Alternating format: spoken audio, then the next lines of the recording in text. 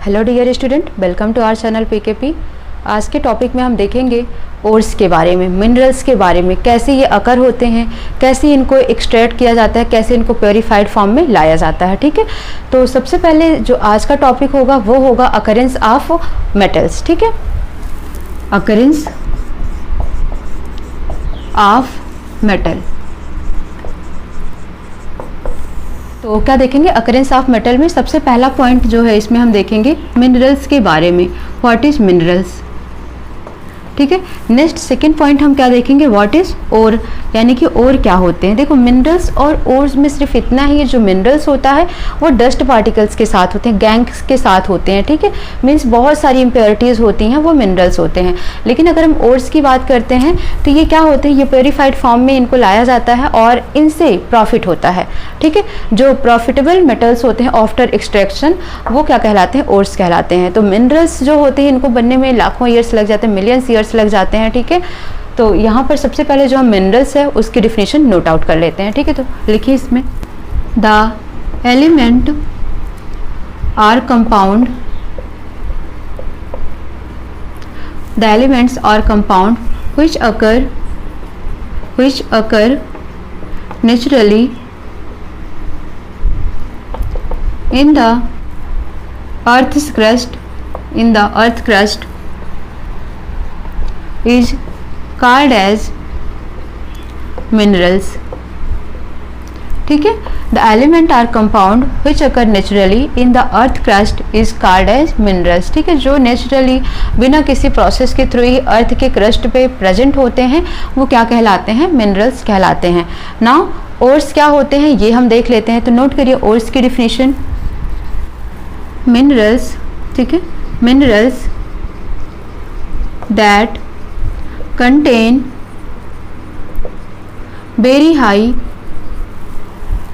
very high percentage of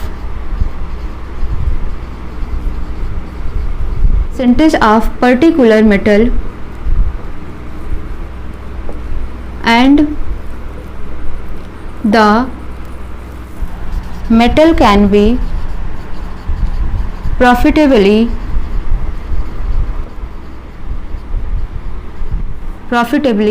extracted from it is known as ores। ठीक है, तो note कर लें आप दोनों ही definition. Minerals are the elements are compound which are naturally occurs in the earth crust known as minerals. Ores is a minerals, ores क्या होते हैं, लाइक एज मिनरल्स होते हैं। Ores are minerals that contain very high percentage of particular metal and the metal can be profitably extracted from it is known as ores. ठीक है, तो proper आप ये पूरी दो की दोनों ही डिफिनेशन नोट कर लें। फिर हम देखते हैं कि जो रिएक्टिविटी सीरीज हमने कल देखी थी, सबसे पहले पोटेशियम, सोडियम, कैल्शियम। ठीक है, तो ये जो सीरीज हैं इनको किस तरीके से एक्सट्रैक्ट किया जाता है, किस तरीके से इनको प्योरीफाइड फॉर्म में लाया जाता है। ठीक है, तो नोट कर लें आप इन्हें।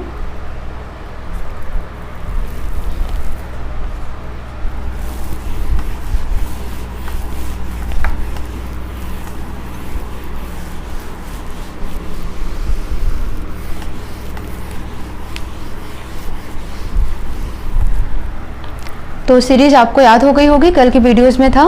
ठीक है, कि किस तरीके से सीरीज आपको याद रखनी है। तो हम देखते हैं, सबसे पहला पोटेशियम था, फिर सोडियम था, फिर कैल्शियम था, फिर मैग्नीशियम था, फिर एल्यूमिनियम था।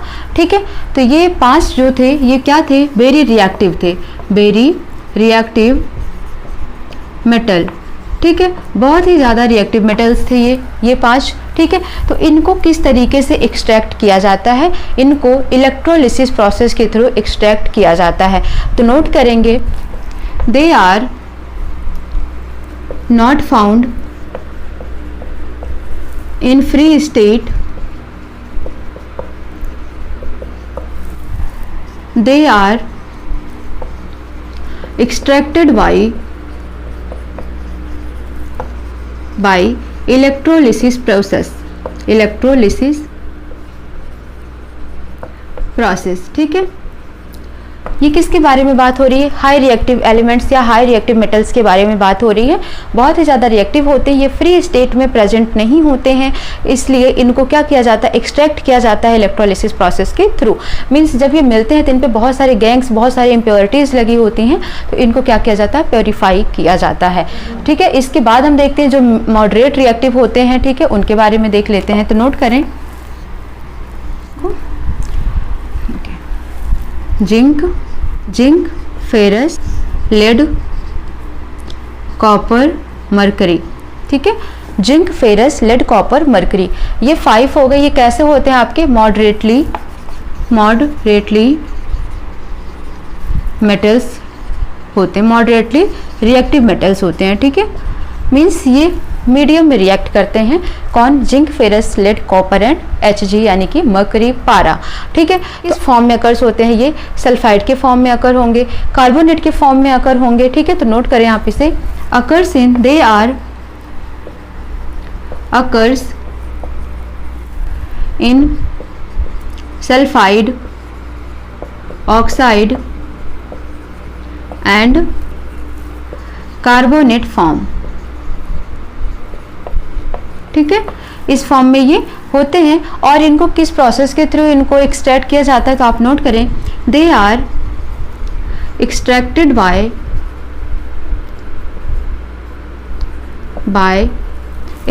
बाय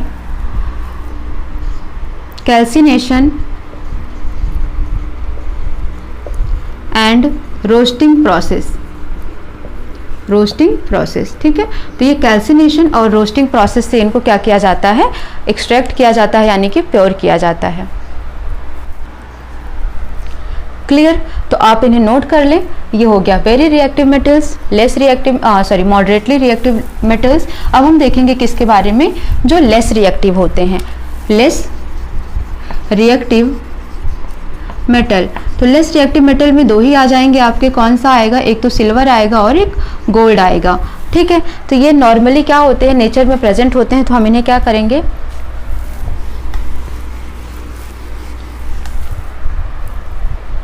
ठीक है, तो लिख लें आप इसे, they are occur in native free state. इनको एक्सट्रैक्ट करने की आवश्यकता नहीं होती है। ठीक है, तो आप इन्हें इतना नोट कर लें। फिर हम देखते हैं कि एक्सट्रैक्शन इनका किस प्रोसेस के थ्रू कैसे करना है। ठीक है, नोट डाउन करें आप।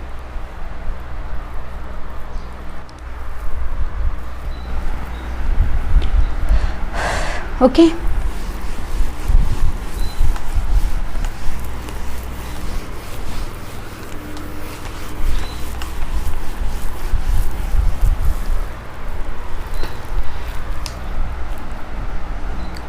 ठीक है, अब नेक्स्ट हेडिंग क्या है हमारी? एक्सट्रैक्शन ऑफ मेटल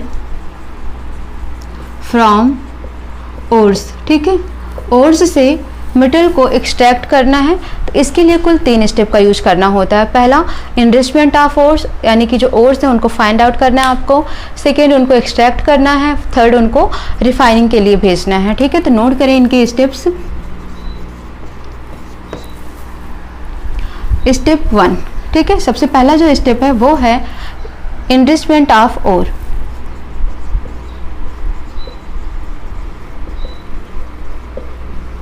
ठीक है, सेकेंड स्टेप क्या होगा यहाँ पर? Extractions of metal.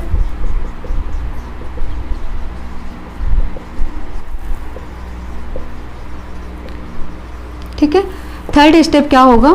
Refining of metal, refining of metals. ठीक है, तो इन 3 प्रोसेस में कहीं जाकर हमें प्योर मेटल मिल पाता है। क्लियर? तो ये तीनों स्टेप नोट करें। फिर हम ओर्स को डिटेल में देखते हैं कॉन्सेंट्रेशन और रिएक्टिविटी सीरीज के अकॉर्डिंग। ठीक है, तो तीनों स्टेप आपको समझ आ गया होगा। इनरिचमेंट ऑफ ओर्स, फिर एक्सट्रैक्शन, फिर उसके बाद रिफाइनिंग।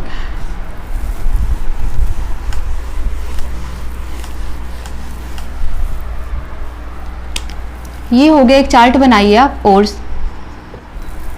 Concentration of ore. ठीक है, कॉन्सेंट्रेशन ऑफ ओर्स। उसके बाद अब हम एलिमेंट्स को डिवाइड करेंगे, मेटल को डिवाइड कर लेते हैं। हाईली रिएक्टिव मेटल,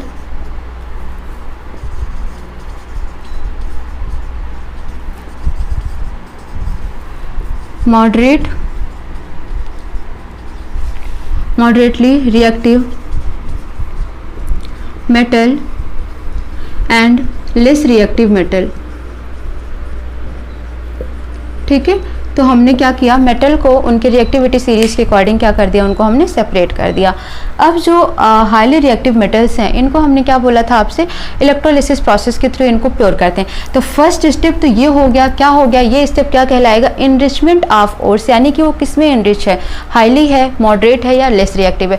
सेकेंड हमें क्या करना है, एक्सट्रैक्ट करना है उनको। ठीक है, तो सेकेंड स्टेप लिखेंगे यहाँ पर इलेक्ट्रोलिसिस ऑफ मोल्टेन ओर्स। ठीक है, जो मोल्टेन ओर्स होंगे उनका इलेक्ट्रोलिसिस करेंगे, फिर क्या मिलेगा हमें, प्योर मेटल मिल जाएगा। ठीक है, ये हो गया हाईली रिएक्टिव मेटल्स के स्टेप। ठीक है, हाईली रिएक्टिव मेटल्स हो गया, उसको इलेक्ट्रोलिसिस किया, उसके बाद प्योर मेटल हमें फाइंड आउट हो गया। अब हम जो मॉडरेटली रिएक्टिव मेटल्स होते हैं इनके भी दो फॉर्म होंगे, कुछ होंगे जो कार्बोनेट के फॉर्म में होंगे, कुछ होंगे जो सल्फाइड ओर के फॉर्म में होते हैं। ठीक है, तो इसके लिए हम डिवाइड करते हैं।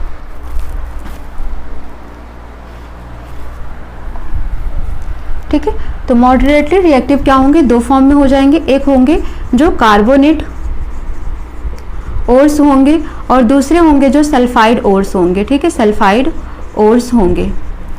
अब जो कार्बोनेट ओर्स होते हैं, फॉर एग्जांपल जिंक कार्बोनेट। ठीक है, तो जिंक क्या है, एक मेटल है और कैसा है, मॉडरेटली रिएक्टिव है, तो जिंक कार्बोनेट कैसा और हो गया, कार्बोनेट ओर्स में आएगा। ठीक है, तो इसका क्या किया जाता है, कैल्सिनेशन किया जाता है। तो यहाँ पर हम एग्जाम्पल नोट कर लें आप पहले, जिंक कार्बोनेट ZnCO3 क्या हो गया, जिंक कार्बोनेट हो गया। ठीक है, ये कैसे होंगे, इन लिमिटेड एयर, मीन्स यहाँ पर ज़्यादा एयर की ज़रूरत नहीं होगी, लिमिटेड एयर में होंगे ये कार्बोनेट ओर्स, और इनका क्या किया जाता है, कैल्सिनेशन किया जाता है, कैल्सिनेशन। ठीक है, सेम अगर हम सल्फाइड ओर की बात करते हैं, ठीक है, तो जो सल्फाइड के फॉर्म में प्रेजेंट हो, ठीक है, फॉर एग्जाम्पल जैसे सिनेबार हो गया, ठीक है, HGS हो गया, सिनेबार इसको बोलते हैं, और लिख लो आप इसे सिनेबार। दूसरा जिंक सल्फाइड। ठीक है, तो ये सब कैसे हो गए, ये सल्फाइड ओर हो गए, और ये कैसे होंगे, यहाँ पर एक्सेस एयर, यानी कि एयर बहुत ज़्यादा होगी, एक्सेस एयर। यहाँ पर क्या मेथड होता है, यहाँ पर रोस्टिंग किया जाता है। ठीक है, जैसे ईंट का पता होगा तो ईंट की रोस्टिंग की जाती है, तो यहाँ पर क्या हो गया, रोस्टिंग किया गया। जो कार्बोनेट ओर्स थे उनका कैल्सिनेशन, जो सल्फाइड ओर्स थे उनका रोस्टिंग हो गया। देन अब क्या होगा, इन दोनों का ऑक्साइड्स ऑफ मेटल। ठीक है, ऑक्साइड्स ऑफ मेटल स्टेप पे जाएगा। ऑक्साइड के बाद क्या करेंगे, रिडक्शन ऑफ मेटल करेंगे। ठीक है, देन रिडक्शन ऑफ मेटल के बाद क्या हो जाएगा, यहाँ पर प्योरिफिकेशन ऑफ मेटल। ठीक है, purification of metal. I hope आपको ये क्लियर दिख रहा होगा। ठीक है, तो ऑक्साइड्स ऑफ मेटल होगा after this step, then reduction होगा, देन प्योरिफिकेशन होगा। अगर हम लेस रिएक्टिव मेटल्स की बात करते हैं तो डायरेक्टली यहाँ पर कौन से ओर होंगे, सल्फाइड ओर होंगे। ठीक है, सल्फाइड ओर्स का क्या होगा, रोस्टिंग होगा। रोस्टिंग होने के बाद क्या होगा, यहाँ पर मेटल्स मिल जाएंगे और उन मेटल्स को फिर रिफाइनिंग के लिए भेज दिया जाएगा। ठीक है, तो ये पूरा आपको चार्ट बना लेना। ये स्टेप्स हैं जो कि इन्वॉल्व हैं किसमें, एक्सट्रैक्शन ऑफ मेटल में। ठीक है, तो ये आप इन्हें नोट कर लीजिए। फिर हम कुछ पॉइंट्स देख लेते हैं जो कि इन स्टेप्स में आते हैं, जैसे गैंग हो गया, वो क्या है। ठीक है, तो इन सब चीज़ों को हम देखते हैं, आप इन्हें नोट कर लें पहले अच्छे से। हाईली रिएक्टिव में इलेक्ट्रोलिसिस प्रोसेस होगा, प्योर मेटल होंगे। मॉडरेट रिएक्टिव में कार्बोनेट ओर्स होंगे, सल्फाइड ओर्स होंगे। कार्बोनेट ओर्स में लिमिटेड एयर की नीड होती है, तो यहाँ पर सिर्फ कैल्सिनेशन होगा। उसके बाद ऑक्साइड होगा मेटल का, फिर रिडक्शन होगा, फिर प्योरिफिकेशन होगा। जो सल्फाइड ओर होंगे, फॉर एग्जाम्पल सिनेबार हो गया, जिंक सल्फाइड हो गया, यहाँ पर एक्सेस एयर की नीड होती है, तो रोस्टिंग होगा यहाँ पर, फिर से यही ऑक्साइड, रिडक्शन एंड प्योरिफिकेशन होगा मेटल का।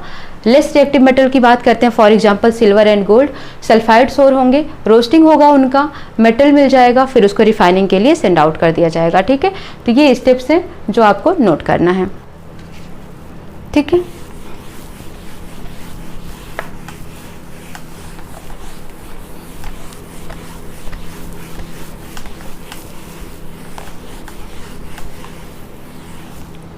अब कुछ इंपॉर्टेंट टर्म्स देख लेते हैं। तो हम क्या लिखेंगे, some important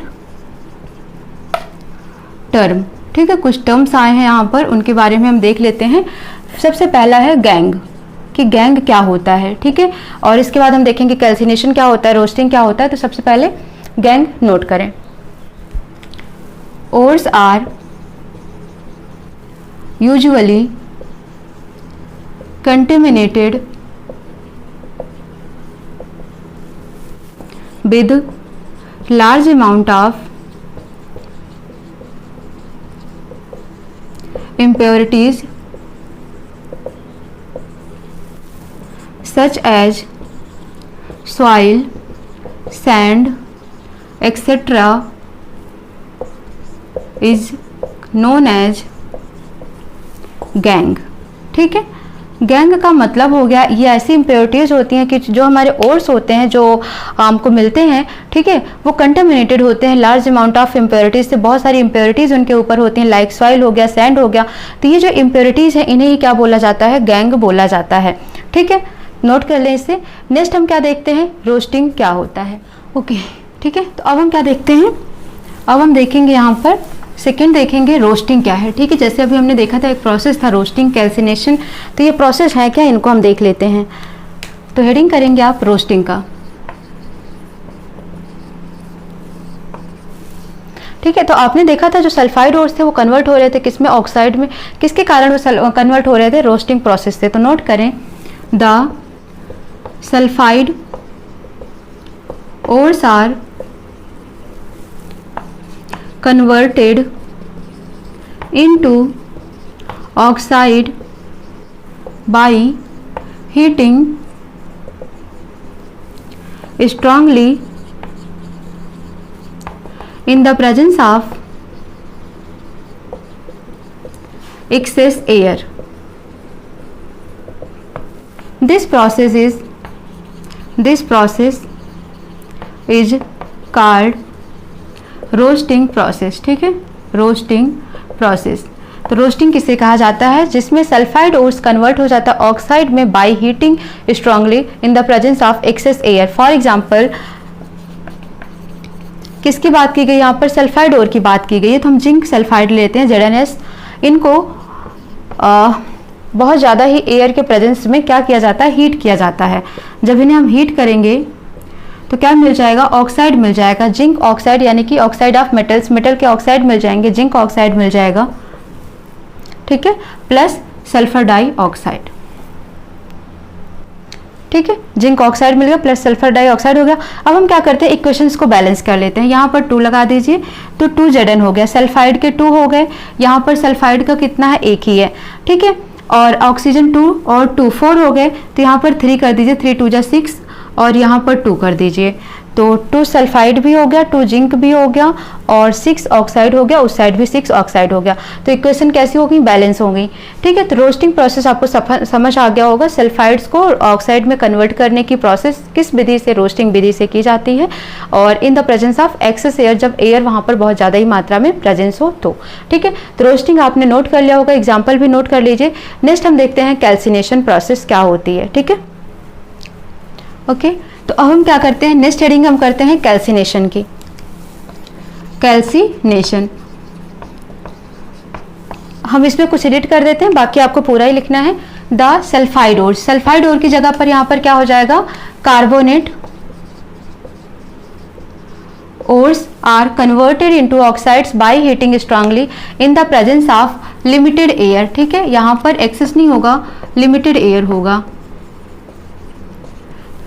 This process is called as calcination.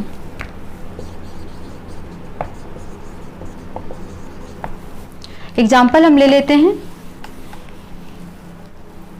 Zinc carbonate, ठीक है, इसको हमने हीट किया तो क्या मिल गया, zinc oxide plus carbon dioxide, ठीक है।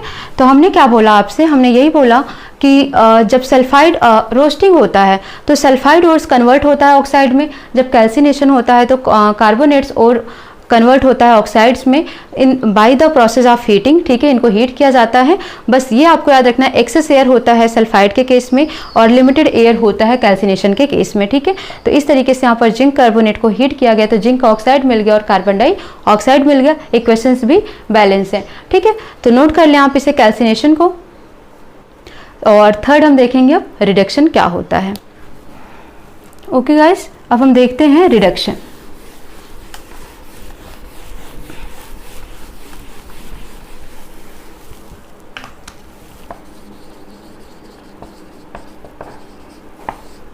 ठीक है, तो नोट करें इसमें, metal oxides are reduced to corresponding metal by using reducing agent like carbon. ठीक है, तो मेटल ऑक्साइड्स क्या होते हैं, रिड्यूस किए जाते हैं रिड्यूसिंग एजेंट का यूज करके, जैसे कार्बन एक रिड्यूसिंग एजेंट है। ठीक है, तो यहाँ पर देख लेते हैं example, zinc oxide plus carbon. ठीक है, तो क्या बन गया यहाँ पर, जिंक रिड्यूस हो गया और कार्बन मोनोऑक्साइड सेपरेट हो गया। तो इस तरीके से कार्बन यहाँ पर रिड्यूसिंग एजेंट की तरह वर्क कर रहा है। ठीक है, तो इसका यूज करके मेटल ऑक्साइड को रिड्यूस कर दिया जाता है, प्योर मेटल को फॉर्म कर लिया जाता है। तो सबसे पहले या तो रोस्टिंग करेंगे या तो कैल्सिनेशन करेंगे, उसके बाद उसको ऑक्साइड मिल जाएगा। ऑक्साइड मिलने के बाद हम उसको रिडक्शन कर देते हैं। रिडक्शन में हम क्या करते हैं, रिड्यूसिंग एजेंट का यूज करके हटा देते हैं जो भी ऑक्साइड होता है और हमको प्योर मेटल मिल जाता है। ठीक है, तो ये स्टेप होते हैं एक्सट्रैक्शन ऑफ मेटल के। तो आप इन स्टेप्स को नोट कर लीजिए। बाकी अब नेक्स्ट क्लास में हम देखेंगे रिड्यूसिंग मेटल का पूरा प्रोसेस। ठीक है, विद फिगर विद डायग्राम उसको अच्छे से एक्सप्लेन करेंगे। और अगर आपको इनमें कहीं कोई डाउट आता है तो आप बिल्कुल बेहिचक आप कमेंट बॉक्स में छोड़ सकते हैं। कोई ऐसा टॉपिक जो नहीं समझ आता है तो वो भी आप बोल सकते हैं। ठीक है, बाकी मिलते हैं नेक्स्ट क्लास में। Thank you so much.